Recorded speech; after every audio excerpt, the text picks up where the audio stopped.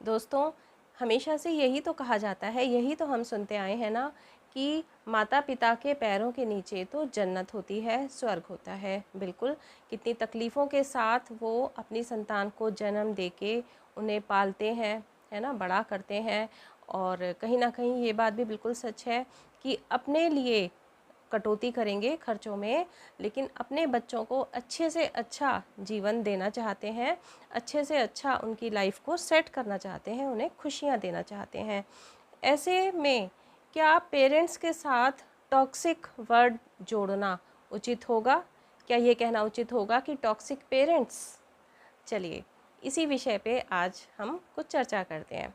दोस्तों, ऐसा हुआ कि मैं अभी कुछ दिन पहले अपने एक मित्र के यहाँ जाना हुआ और वहाँ उनकी बेटी छोटी-सी, मतलब करीब होगी 8-10 साल की होगी, तो वो वहीं बैठी हुई कुछ ड्राइंग कर रही थी। मुझे बहुत अच्छा लगा, मैंने उठाया उसकी ड्राइंग और मैंने कहा, बेटा आप तो बहुत सुंदर ड्राइंग कर रहे हो। इतने में उसकी जो पापा थे, बच्ची के फादर, वो एकदम से बोले, अरे इसकी तो ड्राइंग कुछ भी नहीं है, ये तो इसकी तो राइटिंग भी उतनी अच्छी नहीं है और ये तो कुछ नहीं है, आप मेरी बड़ी बेटी की ड्राइंग देखिए। अपनी बड़ी बेटी को आवाज़ लगाते हैं और उससे कहते हैं अपनी ड्राइंग फ़ाइल लेके आओ।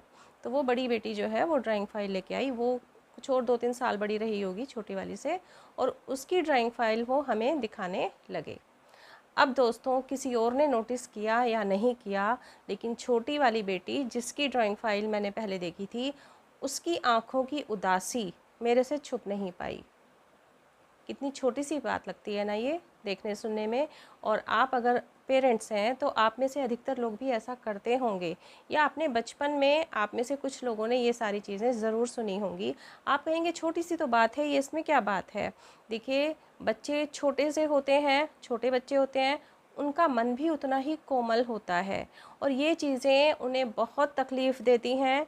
और ये जो एक जिसे हम कंपैरिज़न कहते हैं ना, ये बच्चों के दिल को तोड़ देता है और उनकी जो पर्सनैलिटी है उन्हें कहीं न कहीं वीक करता है, उनके अंदर इन्फीरियरिटी कॉम्प्लेक्स पैदा कर देता है। बिल्कुल होता है ऐसा। देखिए, कंपैरिज़न कितनी ख़तरनाक चीज़ है। अगर आपका बच्चा उतने अच्छे मार्क्स नहीं लेके आ पाया, या कोई उसने कॉम्पिटिशन दिया, उसमें वो सेलेक्ट नहीं हो पाया, और उस समय आप तो उसका अच्छा ही चाहते थे ना, आप चाहते थे कि बच्चा कंपटीशन में सेलेक्ट हो जाए। आपने अच्छी खासी फ़ीसें भी दी हुई हैं स्कूल के लिए या कोचिंग इंस्टीट्यूट के लिए, जो भी है, और आप ये चाहते थे कि बच्चे का भविष्य अच्छा हो जाए। अब बच्चा नहीं सेलेक्ट हो पाया। ऐसे में उस बच्चे के पेरेंट्स उससे कहते हैं कि तूने तो हमारी नाक कटा दी, और देखो उनका बेटा शर्मा जी का या वर्मा जी का बेटा, वो तो सेलेक्ट हो गया, वो भी तो उसी कोचिंग में पढ़ रहा था ना, उसके इतने अच्छे मार्क्स आए, और तुमने हमारी गर्दन नीची कर दी, समाज में मुंह दिखाने लायक हमें छोड़ा नहीं, और हमने इतना पैसा तुम्हारे ऊपर बर्बाद किया, तुमने इस चीज़ का भी ख्याल नहीं किया। और इस तरीके से, जबकि वो बच्चा पहले ही कितना दुखी होगा, और इस तरीके का कंपैरिजन कर करके वो जो बच्चा आगे खुद से कुछ उठने की कोशिश करेगा, तो उसमें आप उसे प्रोत्साहन दे रहे हैं या उसे उल्टा डीमोटिवेट कर रहे हैं। कितनी बड़ी तकलीफ़ है ना बच्चों के लिए, तो कितना गलत हो गया ना।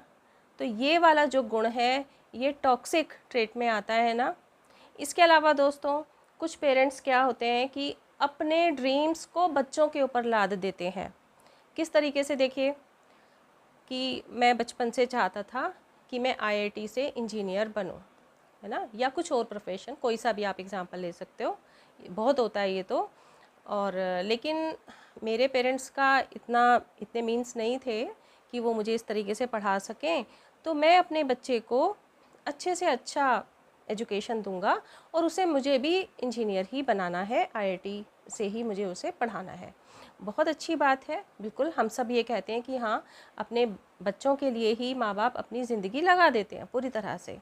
लेकिन अब यहाँ पर अगर बच्चा भी इंटरेस्टेड है उन सब्जेक्ट्स को पढ़ने में, और उसके अंदर वो एबिलिटी है कि वो उन सब्जेक्ट्स को पढ़ सके, तो बहुत अच्छी बात है, कितना अच्छा सपोर्ट उसे मिल रहा है पेरेंट्स का।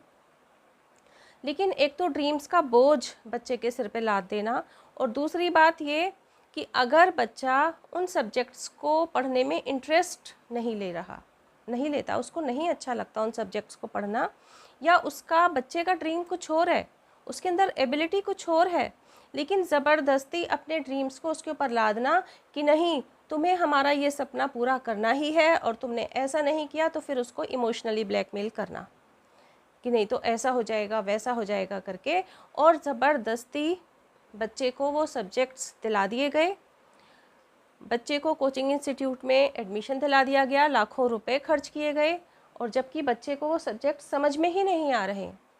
मेहनत करने की कोशिश करता है लेकिन उसका मन ही नहीं लगता। क्यों? क्योंकि सबकी एबिलिटीज़ देखिए अलग अलग होती हैं, कोई किसी सब्जेक्ट में अच्छा होता है, कोई किसी सब्जेक्ट में अच्छा होता है। अब ऐसे में क्या हुआ, बच्चा सेलेक्ट नहीं हुआ। जब बच्चा सेलेक्ट नहीं हुआ तो उस कंडीशन में फिर वही जो मैंने अभी आपसे बताया कि कंपैरिजन करके कि उनके बच्चे का तो सिलेक्शन हो गया, तुम्हारा क्यों नहीं हुआ, तुमने हमारा सपना तोड़ दिया, हमने इतना पैसा तुम्हारे पर खर्च किया, तुमने वो सब वेस्ट कर दिया, तुमने हमारे सपनों को पूरी तरीके से ध्वस्त कर दिया। और पूरी तरीके से बच्चे के ऊपर सारी चीज़ें लाद देना। और कई बार तो ऐसा होता है कि एक बार नहीं हुआ तो दोबारा फिर से करो, और बच्चा भी प्रेशर में आ जाता है कि हाँ ठीक है, इतना पैसा पेरेंट्स ने खर्चा किया मेरे ऊपर, शायद मेरी कोई कमी है, वो फिर उसमें घुस गया।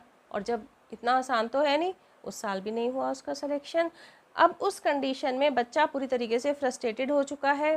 पेरेंट्स ने फिर अच्छी तरीके से सुनाया बच्चे को, और जब बच्चे ने कहा, क्योंकि अब वो दुखी हो चुका है, समझ चुका है, उसने कहा कि मैंने तो पहले ही कहा था कि मुझे ये सब्जेक्ट्स नहीं पढ़ने हैं, मेरे को नहीं समझ में आते हैं ये सब्जेक्ट्स, लेकिन आप ही ने ज़िद की। जैसे आपने 3 इडियट्स मूवी में भी देखा है ना कि मुझे उसका एक्टर का नाम याद नहीं आ रहा, कि वो फोटोग्राफ़र बनना चाहता था और उसको इंजीनियरिंग में एडमिशन दिलाया गया था, मुझे नाम याद नहीं आ रहा।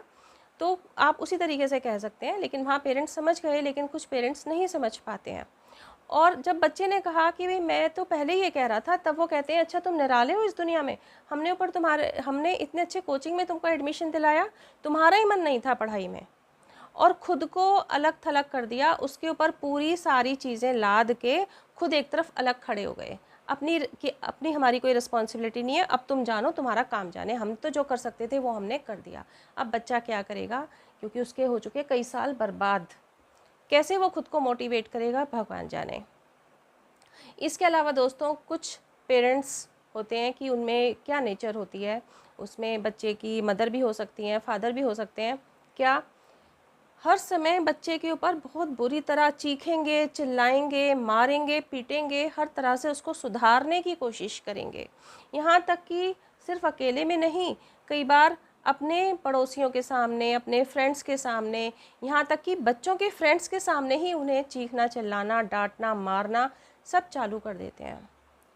ऐसे में बच्चे के मन को बहुत तकलीफ़ पहुँचती है। और देखिए कोई चीज़ समझानी है तो हमें अपने बच्चे को अलग से समझाना चाहिए। अब आप कहेंगे कि हम उनके अच्छे के लिए ही तो कर रहे हैं, आप अपने मन से उनके अच्छे के लिए कर रहे हैं, पर उनका अच्छा तो नहीं हो रहा, उनका अच्छा तो नहीं हो रहा ना। आप कहेंगे कि हमारी कोई इंटेंशन गलत थोड़ी ना थी, अरे इंटेंशन को रखिए एक तरफ, हो तो फाइनली गलत ही रहा है ना बच्चे का। आप तो बड़े हैं, समझदार हैं, आप ये सिर्फ कह के अपना पल्ला नहीं झाड़ सकते कि हमारी इंटेंशन गलत नहीं थी। आपकी इंटेंशन गलत थी या सही थी, सही ही थी, पेरेंट्स की इंटेंशन कभी गलत नहीं होती, ये बात बिल्कुल ठीक है, लेकिन बच्चे का अहित हो रहा है, थोड़ी देर जरा खुद को बच्चे की जगह रख के देखिए, और फिर ऐसा व्यवहार क्या उचित होगा, सोच के देखिए एक पल।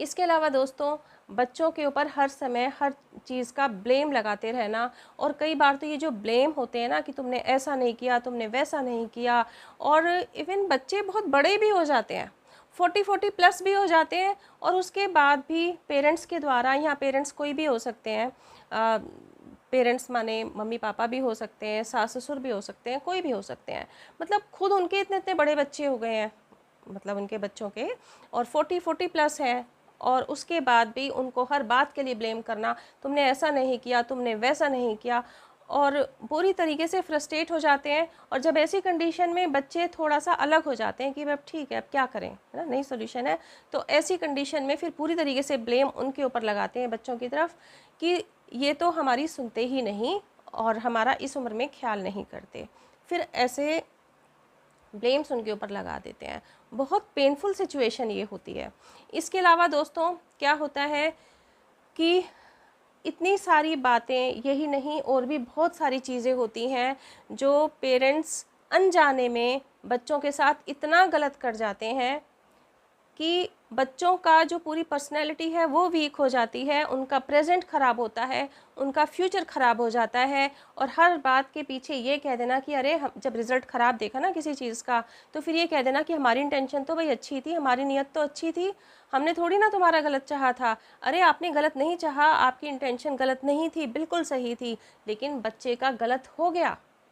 अब उसकी रिस्पॉन्सिबिलिटी कौन लेगा? बच्चे का प्रेजेंट भी बर्बाद हुआ, बच्चे का भविष्य भी बर्बाद हुआ। अब दोस्तों, यहाँ पर इस बात को हम ये कह के नहीं छोड़ सकते कि बड़े हैं और कुछ थोड़ा बहुत कह दिया तो क्या हो गया। कुछ थोड़ा बहुत कह देना अलग बात है, लेकिन बच्चे के मन को चोट पहुँचाना, उसकी पर्सनैलिटी को अनजाने में वीक हो जाना और उसका बच्चे का जो फ्यूचर है वो बर्बाद हो जाना, ये सारी चीज़ें सिर्फ ज़रा सा कुछ कह दिया में नहीं आती हैं। अगर आप पेरेंट्स हैं, मेरी बातों को सुन रहे हैं और आपको ये बातें मेरी सही लग रही हैं, अगर अनजाने में, देखिए जान के तो मैं फिर वही बात कह रही हूँ कि जान के इंटेंशनली कोई पेरेंट्स अपने बच्चों के साथ बुरा नहीं करते। वो यही चाहते हैं कि जितने सुख हमने जीवन में भोगे हैं ना, उससे ज़्यादा सुखी हमारे बच्चे हों। हर पेरेंट्स की यही तमन्ना होती है, यही इच्छा होती है। लेकिन अगर आप अनजाने में कुछ भी ऐसा कर रहे हैं तो प्लीज़ करने से पहले 4 बार सोचिए। और अगर आप स्टूडेंट्स हैं और आप अपने पेरेंट्स में इस तरह की चीज़ों को देख रहे हैं, तो यहाँ मेरा सबसे ज़्यादा इम्पॉर्टेंट मेरा कहना यही है, सबसे इम्पॉर्टेंट यही है कि आपको फाइनेंशियली इंडिपेंडेंट होना पड़ेगा। जब तक आप फाइनेंशियली इंडिपेंडेंट नहीं होंगे, इस तरह की टॉक्सिसिटी से दूर नहीं हो पाएंगे।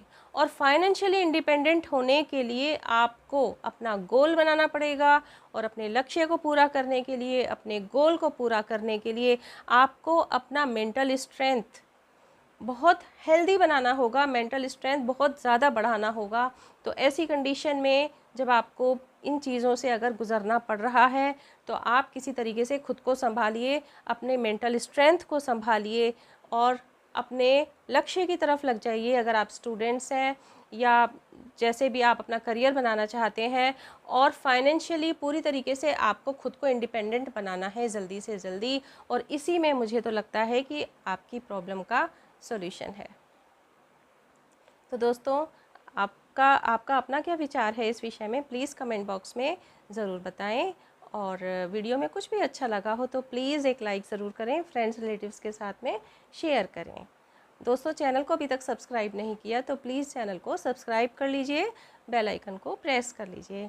मिलते हैं नेक्स्ट वीडियो में, टिल देन बाय बाय, अपना ध्यान रखिए।